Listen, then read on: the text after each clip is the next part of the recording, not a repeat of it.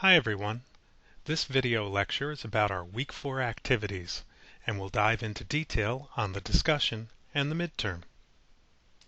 Let's take a look at all the different activities and the points we've accumulated so far. In the first 3 weeks of this course, all that work that you've done has accumulated and accounts for nearly 20% of your final grade. And here in Week 4, well, these 4 activities, the lecture, the SAM path assignment, and the textbook assignment will focus on pivot tables. Pivot tables are a complicated topic, so please pay particular attention to the lecture and all the different modes available to you in training in that SAM path assignment before you get to the textbook. And here in Week 4, we'll have the standard reflection, and that'll be due at the end of the week. So let's spend a little time and investigate what exactly is involved in the Week 4 discussion on Excel and collaborations and our midterm. It's worth spending a minute or two taking a look at each of these because they'll be the lion's share of our points for this week. So let's take a little closer look at our Week 4 discussion. Our discussion begins with a few statements to provide us some background. It states, today we are seeing 2 important shifts taking place that are changing the way that activities are performed. We're doing more work together as teams, and we're working in a virtual office environment. An increasing number of companies are enabling their employees to either work from home or telecommute 1 or more days through the week. While this provides us some great flexibility as employees, it presents some challenges in working on projects in a team environment.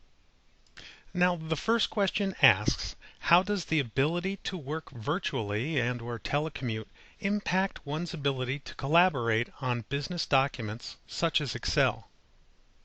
And the way we can read that is, well, what are those specific challenges with communication in general when we work in a virtual environment? The next question asks, what technology exists which can be utilized for these collaborations? What are the risks associated with using such technology, and what are the benefits? And the way I read that part of the question, well, it's about technology in general and how it can help facilitate working in a virtual environment. Now the question asks us to perform some research on how business professionals can collaborate utilizing Microsoft Office Suite and other forms of technology. And now when you're performing your research, keep the following questions in mind and be sure to include these in your responses. So it's pretty clear what that portion of the question is asking you to do. It's asking you to research. So please use the internet or the virtual library for the following questions. What technologies are built right into Microsoft Excel for collaboration? What are some technologies available today that allow for collaboration where individuals work in an array of locations? So our discussion question has moved us from general topics to having us research and comment on specific technologies. And finally, when you use this collaborative opportunity, specifically with Excel, what are some features or protections you may want to consider to ensure that your data remains valid and reliable? And here you can dive into topics such as privacy and security of your information using these specific technologies. Just a reminder about our discussion rubric. For an excellent grade, initial posts ask you to address all parts of the question in detail, over 150 words. Research is important this week, so please cite your references using APA format. And please have this initial post up by midnight on Tuesday. Now for dialogue, please 3 or more replies over a 4-day period. And these replies should address the topic and be scholarly. And of course, we're always on the lookout for mechanics such as spelling and grammar. Let's review the Week 4 midterm exam. The midterm exam is an assessment in Angel and consists of 70 questions.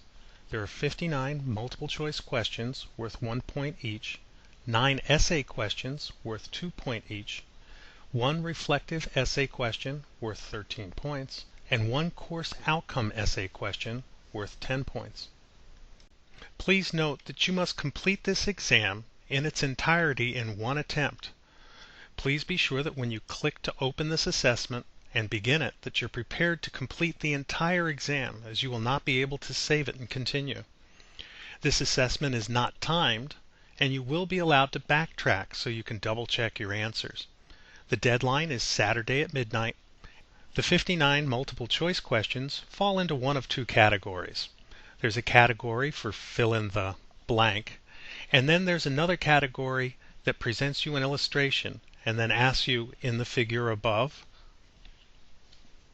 The 9 essay questions are in the form of explain the following, and these are a lot like our discussion questions, but you don't need references. The other category of essay is what are the steps to, and here you can use Excel to answer this with step-by-step instructions.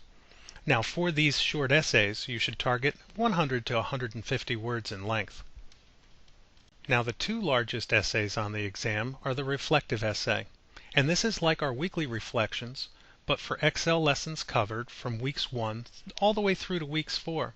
Here you should target 250 to 300 words.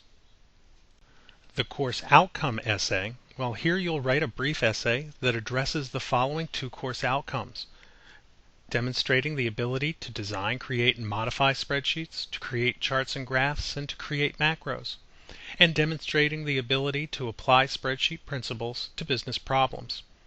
Now here you should target again about 250 to 300 words. And before we leave, I'd like to highlight these 2 parts of the instructions for you just one more time.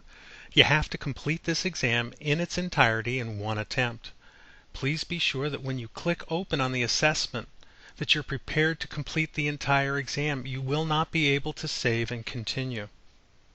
So please be sure that you have a nice quiet environment, all your resources are available, and that you have a solid internet connection. And please remember, the assessment is not timed, and that should give you a chance to backtrack through the exam to double check your answers. Well, that'll wrap up this video on our Week 4 activities. If you have any questions, please post them up to the questions forum or write me an email and I'll get right back to you. Thank you all.